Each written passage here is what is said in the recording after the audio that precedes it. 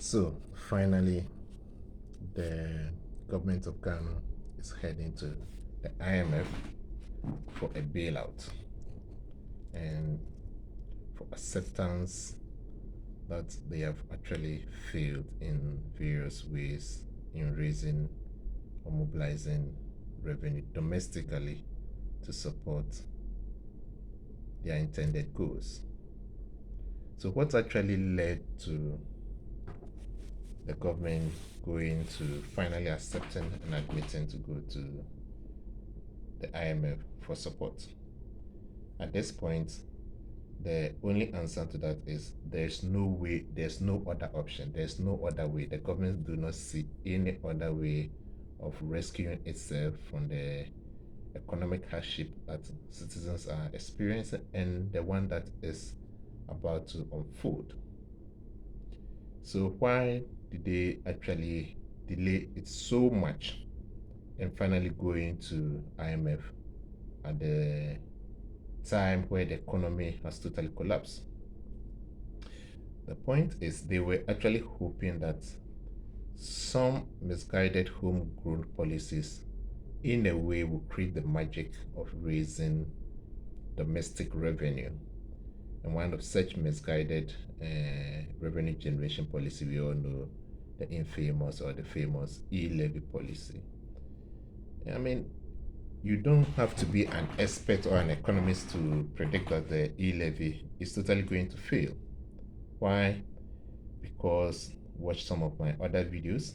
I've explained why the e-levy is likely to fail. And even if it doesn't fail, it's not going to raise the needed revenue to solve the huge problem our country is facing and to give the government the fiscal room or the revenue that it needed to solve some of the pressing issues that we are facing. So they actually have no choice. So the seed of the problem was actually sown by the government itself. When government took over, it met a lot of money, savings, but it totally misused all those monies.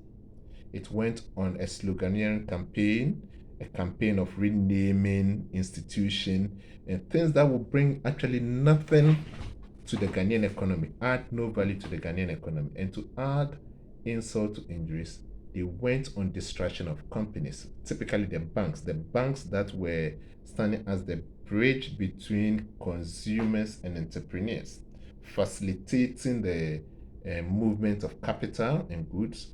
They actually targeted this important, crucial sector and destroyed it. They could have saved the banks and save jobs and generate more revenue, but they actually destroyed their banks and at the same time incurring more costs in destruction. Beside that, the little revenue that was left, they want an extravagant expenditure that will bring nothing to the economy. At the end of it, they created an impression to people working in government that you can actually misuse and misapply money and government revenue and public funds without any consequence. So that's what they were doing. We got to a point that international monitoring agents, Bloomberg and others, actually warn us that the way things are going, we cannot go on the same trajectory and expect any magic. That means the country is heading in the wrong direction. So they gave us all the warning. What did the government do? They started fighting with these credible rating agencies, calling them names. But remember, when they were in opposition and the same credible rating agency and financial agency were warning the previous administration, they used it and capitalized on it for their campaign. But when it's their time, they were mismanaging, misapplying, and misusing the monies. And they were warned, they didn't listen to anybody. Okay, so they actually intentionally sow the distraction as part of their economic management. They targeted the production sector and destroyed the production sector. So they have not created any job. They have created more unemployment, and as a result, tax generation mobilization will become very difficult. And when they realize that they've run out of all rooms to tax, they decide to enter customers or consumers' pockets. And that was even the most dangerous. At the time that your economy was really, really fragile, you don't want to threaten consumers that way. They will actually form and make an informed decision, rational decision to save themselves. And so going into the taxation of mobile money, where you have not actually created job or you have not created anything to provide revenue for the person, but the little savings that the person is trying to transfer to save his or her daughter or something, you want to tax that one too.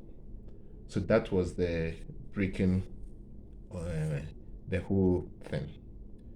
At this point, if you want to take an analogy, it's like a person who knows that he's developing cancer, okay, and doctors being Bloomberg and others are warning you that, look, your condition is getting worse, but instead of starting some medication or some remedies to stop or slow or get some healing, you actually increase your addiction for things that addiction for carcinogenics, right? So it's like, instead of correcting the cause of expenditure, extravagant things, they were actually going and spending more.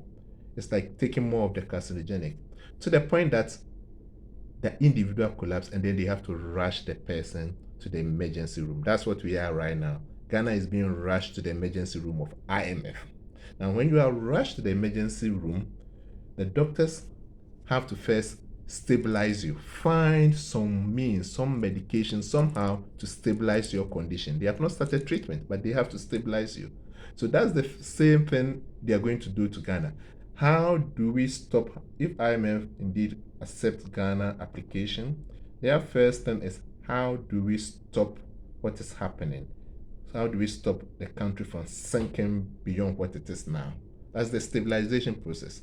Now, stabilization process, you need a lot of things. So, for instance, at the hospital, you will need oxygen, all things to stabilize your blood pressure and all those kind of things. That's what they are going to do. IMF will look at your condition, do some analysis and diagnosis, and then how do we stabilize the now, the stabilization is not actually treatment. They have not even gone to the treatment. Means to just make sure that you are floating, you are not sinking anymore. And those are going to be painful measures. Some of these measures are not going to be palatable to both citizens and to the government. The stabilization program. And that will come in the first year or first 1.5 years. How do we stabilize? That means cutting out wasteful expenditure, things that do not bring anything to the economy, things that are killing the economy, but rather do not contribute in anything. They have to cut all those things out. And that may include, unfortunately, the free senior high school program, the one district, one factory program, or all of these flagship program that the government has been bragging about. Some of the stabilization measures will look at it and look at its contribution to the economy. Is it actually being a burden, or can it contribute to the survival or revitalization of the economy? If not, they have to cut them out. Now that you've stabilized, let's assume they managed to stabilize the economy. Remember, going to IMF means you have subjected yourself to the management by IMF. Just like when you go to the hospital and you're at the emergency, you have subjected yourself to the management of the doctors and the physician and the experts over there. The same thing if you take a country to an organization like IMF. You have actually surrounded the management to the IMF. So they are going to take you through a lot of programs and they will monitor. And mind you, you cannot lie to the IMF or you cannot try to play tricks with the IMF, right? So you subject all your expenditure, all your revenue, all your policies to the scrutiny of IMF, and IMF will select those that they think are good and they will support those ones. Okay, if you look at how IMF operates, IMF is not going to create any extra magic. They are going to look at elimination of waste in the system. Normally, that's what we call austerity programs. They're going to subject you to some austerity programs where you have to really tighten ways to raise money as they are trying to support you with those needed medication, that's the needed funds into your economy. They're not just going to pump money into Ghana and allow Ghana to waste it, right? Just like The doctors are not going to allow you to just continue consuming alcohol and cigarettes at the hospital while they are trying to cure you. It's not going to happen. So there's going to be a painful disciplinary change for both citizens and the country and the government. So that in that direction, citizens of Ghana have to embrace. I've seen people online and everywhere celebrating. Well, celebrating in the case that maybe we are now going to have some fiscal discipline in the country is good. But is it going to bring some immediate relief to citizens and the people? No, we are not going to see. We are going to see a lot more hardship, because the program that they will subject you when you are totally collapsed and rush to IMF are painful programs, right? The same thing happened at the hospital. Painful things that they have to subject you through: chemotherapy, radiation, all sort of dangerous things that will have immediate effect on your physical appearance. That's also going to happen to our economy. So in the immediate, as they are trying to correct all the mishappening and all the things that have happened in the past, they're going to subject the country to a lot of more hard austerity programs. And citizens are going to feel the heat of it. And the government is going to feel it also. So it's not that rosy and it's not that simple as we are about to embark on this IMF journey. So there's going to be short-term effect and long-term effect. The short-term effect is going to be a lot more hardship on citizens, but the long-term is eventually will stabilize and will start healing. That means some of the specific sectors will start contributing back to the growth. So the banking sector, the agricultural sector, the security, all those will start doing what they have to do and start contributing to that. That's the long-term effect. And we are talking about 4 to 5 years away from today. That's where we are going to see some turnaround positive. There's no immediate fix because we are at a point where we are almost dead. And they have to stabilize us, they have to revitalize us before they will look at growth and prediction of growth. So, my fellow Ghanaians, we are all in this, and it's good. Perhaps from my side, I think it's good that government have taken a bold decision to go to IMF, but we should all be aware of both the short and the long-term effect of what is going to happen to our country. In the short term, the first year or two, we are going to go through a lot of structural changes. We are going to go through a lot of policy changes. We are going to go through a lot of some shocks, things that will even blow your mind. And then in the long term, maybe things will turn around and then the country will get back to its feet and start growing again. All right. The good thing for the government is that as we are about to experience such hardship, the government now have an excuse to point to something to deflect the blame from itself. Right now, it's taking the heat and the blame. So right now, they have a scapegoat. Oh, now we wouldn't have done this, but because we are bound by IMF conditionalities, we have to do it. We wouldn't have actually laid these guys off, but because of IMF condition, so now they have a scapegoat to blame for all the hardship we are about to go through for the next 2.5 years. They have a scapegoat to blame. That is the IMF.